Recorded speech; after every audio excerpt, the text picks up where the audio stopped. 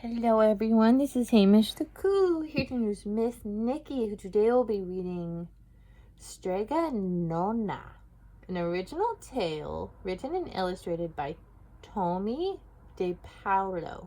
Okay, I'll throw it over to her now. I'll see you soon. Bye. Hello everyone, let's jump right on in. Strega Nona. There's Strega Nona. Here we are. In a town in Calabria, a long time ago, there lived an old lady everyone knew as Strega Nona, which meant Grandma Witch. Although all the people in town talked about her in whispers, shh, they all went to see her if they had troubles. Even the priest and the sisters of the convent went, because Strega Nona did have a magic touch. There's Strega Nona treating all the villagers. She could cure a headache with oil and water and a hairpin. There's the water, there's the oil. Cured. She made special potions for girls who wanted husbands. And she was very good at getting rid of warts. Poof, gone. But Strega Nona was getting old, and she needed someone to help her keep her little house and garden, so she put up a sign in the town square.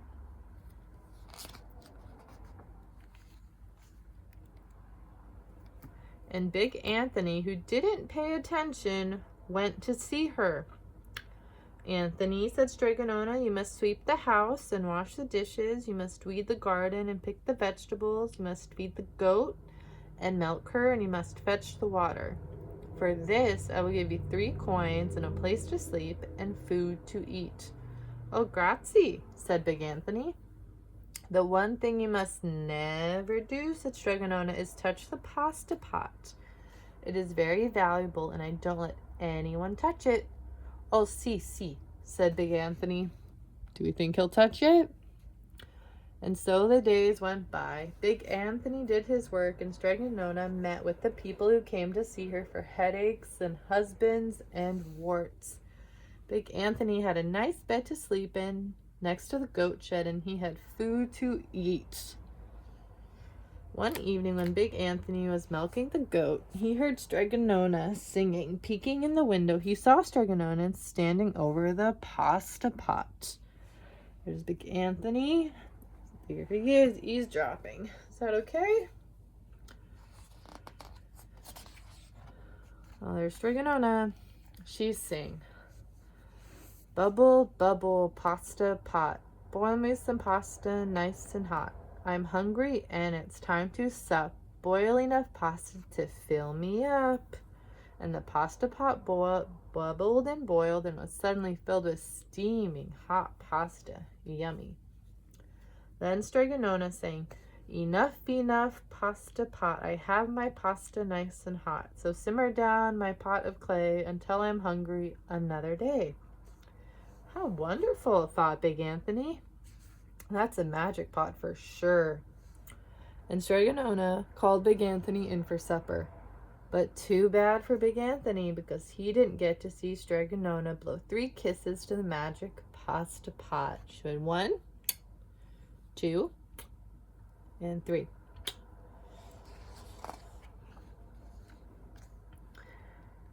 And this is what happened. The next day, when Big Anthony went to the town square to fetch the water, he told everyone about the pasta pot. And naturally, everyone laughed at him because it sounded silly. A pot that cooked all by itself? How ridiculous. You'd better go and confess to the priest, Big Anthony, they said. Such a lie. And Big Anthony was angry. And that wasn't a very good thing to be. I'll show them, he thought to himself. Someday I will get the pasta pot and make it cook. And then they'll be sorry for laughing at me. That day came sooner than even Big Anthony would have thought, because 2 days later, Strega Nona said to Big Anthony, Anthony, I must go over the mountain to the next town to see my friend Strega Amelia. Sweep the house and weed the garden, feed the goat and the milk, And for your lunch, there are some bread and cheese in the cupboard. And remember, don't touch the pasta pot. Oh, si, Strega Nona, said Big Anthony, but inside he was thinking, my chance has come. Oh, is that very nice of Anthony? He's being duplicitous. As soon as Strega Nona was out of sight, Big Anthony went inside, pulled the pasta pot off of the shelf, and then he put it on the floor. Now let's see if I can remember the words, said Big Anthony to himself. So Big Anthony sang, bubble, bubble, pasta pot, boil me some pasta nice and hot. I'm hungry and it's time to sup, boiling enough to fill me up. And sure enough, the pot bubbled and boiled and began to fill up with pasta. Anthony was delighted. Aha! And he ran to the town square, jumped onto the fountain, and shouted, everyone get your forks and plates and platters and bowls. Pasta for all at Strega Nona's house. Big Anthony has made the magic pot work. Of course everyone laughed, but they ran to get their forks and plates and platters and bowls anyway. And sure enough, when they got to Strega Nona's, the pasta pot was so full it was beginning to overflow. There's Big Anthony, all of the villagers, and there's the pasta pot.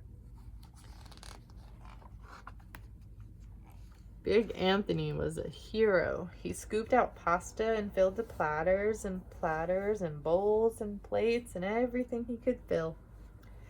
There was more than enough for all of the townspeople, including the priest and the sisters from the convent, who also showed up. And some people came back for 2 or 3 helpings, but the pot was never empty. Well, that's nice of Anthony to feed the townspeople. When all had had their fill, Big Anthony sang, enough, enough, my pasta pot. I have my pasta nice and hot. So simmer down my pot of clay until I'm hungry another day. Shh. But alas, he did not blow the 3 kisses because he had not seen Strega Nona do it. He went outside and to the applause of the crowd. Big Anthony took a bow. Lovely, lovely, I know I'm so nice.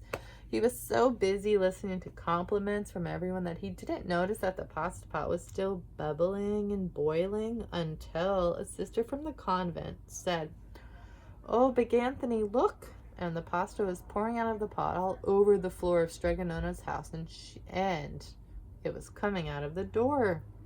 Oh dear. That's what comes of not listening fully.